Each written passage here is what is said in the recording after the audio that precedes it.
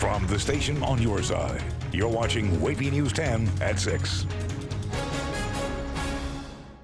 They're kind of like trying to put the fear of God into you. ERT kind of gave me the runaround. I feel for your other viewers who are in the same boat.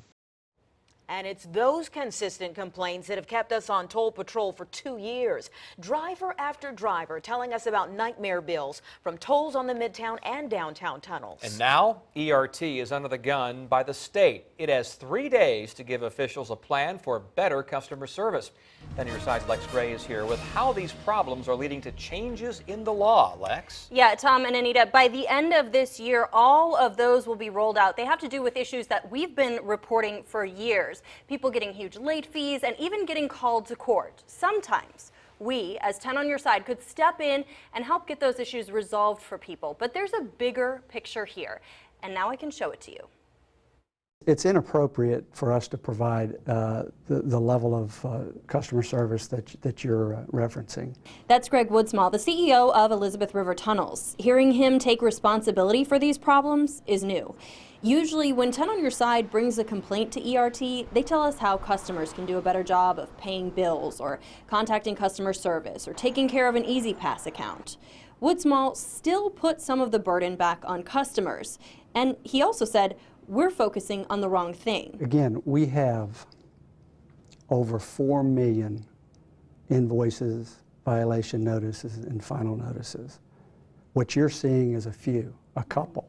0.1%, he says, but he's also acknowledging his company has a problem. Words that I hear directly from people: I felt bullied, I was scared, it seems like it's a scam, it seems like a ripoff, it's ridiculous, it's crazy. I mean, it can't be comfortable to be leading a company that's getting those kinds of reviews, even if you consider that a very small percentage of your customer base.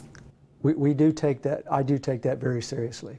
And if that's the level of customer service we're providing, I personally want to hear about it. He's hearing about it from Virginia's highest levels of government. 10 on your side obtained a scorching letter Secretary of Transportation Aubrey Lane sent to ERT at the end of September.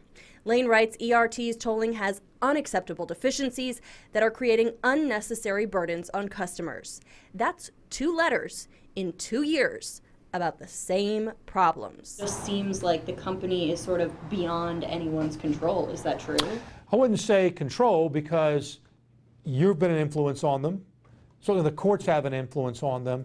But in terms of, I would go the Better Business Bureau could have an influence on them. Notice he didn't mention state government's influence, and that's because it's limited based on the contract Virginia officials signed with ERT, which, by the way, has us locked in with the company for 58 years.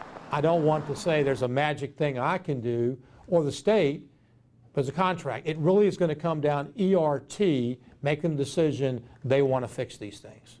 Lane could make one major change, though. He can order the DMV to stop cooperating with ERT. That means they wouldn't be able to get any information from your license plate, so they wouldn't be able to bill anyone who didn't have an Easy Pass. If it gets to that level, then I believe they've already lost, because that means customers are not being treated well. So what's ERT doing about it? We're still waiting to get a copy of that corrective action plan due Sunday.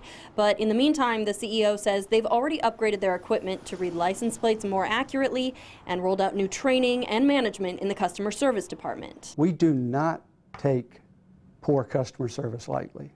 Okay, we expect better here. Quite honestly, be very disappointed if we don't see a significant improvement. That's another thing our investigation uncovered. There's no way of knowing whether ERT does improve.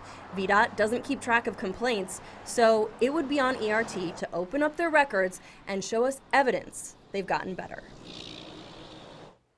And you know that 10 on your side will be checking back to see if things do improve. And in the meantime, I am still fielding complaints from people stuck in ERT's billing and customer service system.